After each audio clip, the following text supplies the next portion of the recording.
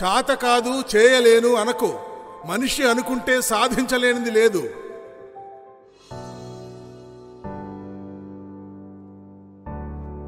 నమస్కారం మాస్టారు, నేను మీ స్టూడెంట్ అని గుర్తుపట్టలేదా?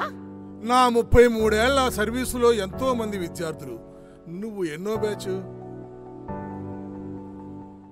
తెలుగదేలయన్న దేశంబు తెలుగు, ఏను తెలుగు వల్ల ఉండా దేశ భాషలందు తెలుగు లెస్స.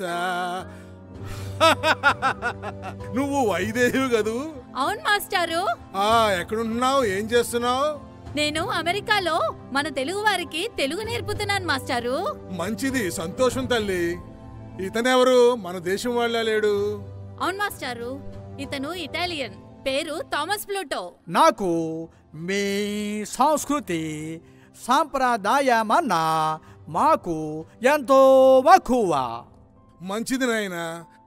నిజానికి మీ భాష మా భాష అచ్యుతాంతమయ్యే భాషలే.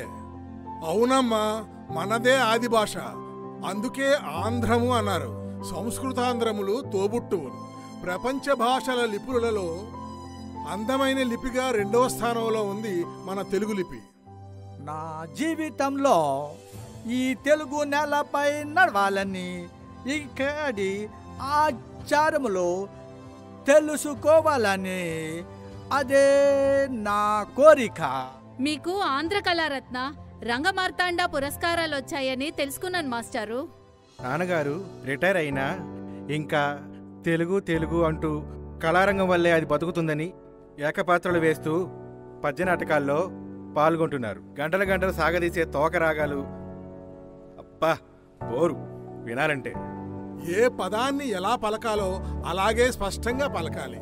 మాతృభాషను మర్చిపోతే మన కన్నతల్లిని మర్చిపోయినట్లే. ఆంగ్లము అంతర్జాతీయ భాష, అందుకే అందరికీ అదంటే అంత మోజు. తెలుగును తల్లి అనుకుంటే ఇంగ్లీషు భార్య లాంటిది. పెళ్ళాం వచ్చి దాని తల్లిని కాదనుకుంటామా ఏమిటి? ప్రపంచంలో ఏ భాషకు లేని ప్రత్యేకత మన భాషకు మాత్రమే ఉంది. ఛందస్సుతో కూడిన పద్యం, పద్యాలతో కూడిన అవధానం. ప్రస్తుతం ప్రాథమిక విద్య నుండే ఇంగ్లీష్ మీడియంలో చదవాలంట. ఆంగ్లమంచు అలమటించుటేలా, ఆంధ్రమనిన ఎంత అలుసుయేలా, మాతృభాషయన్న మన కన్న తల్లిరా. ఛందస్సు అనేది రిథం, లయబద్ధమైన నడక. తేటగీతి, ఆటవెలది, చంపకమాల, ఉత్ఫలమాల, శార్ధూలము, మత్తేభము, భరణ భబరవా, మసజస తతగా, నజబజజరా.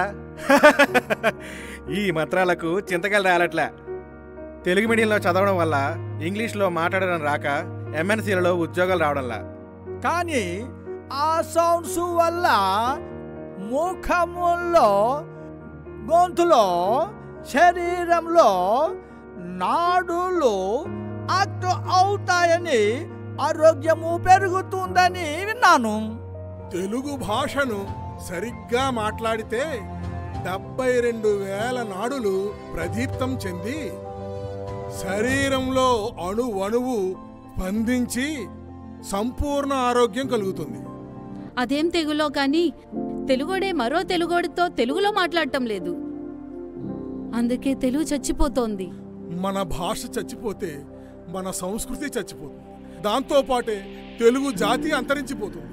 అందుకే ఎప్పటికైనా మేలుకోవాలి, లేదంటే తెలుగు లిపే అంతరించిపోతుంది. కొన్ని అక్షరాలు ఇప్పటికే చలామణిలో లేవు. అంటే మేము ఈ వయసులో తోకరాగాలు నేర్చుకొని వీధి నాటకాలు వేయాలా? అవి నేర్చుకోవడం చేతకాని పని. చేత కాదు చేయలేను అనకు. మనిషి అనుకుంటే సాధించలేనిది లేదు. ప్రపంచమంతా తెలుగు మాట్లాడేవాళ్ళు 100 మిలియన్లు చేరుకున్నారు. కానీ మనవాళ్లే చేత కాదు అని చేవ చచ్చిన వాళ్ళ మిగిలిపోతున్నారు. లేదు నాన్న, నేను సాధించాను, నంది తెచ్చాను. నీవు లెజెండ్వి.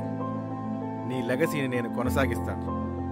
విశ్వభాషలందు వెలుగు తెలుగు.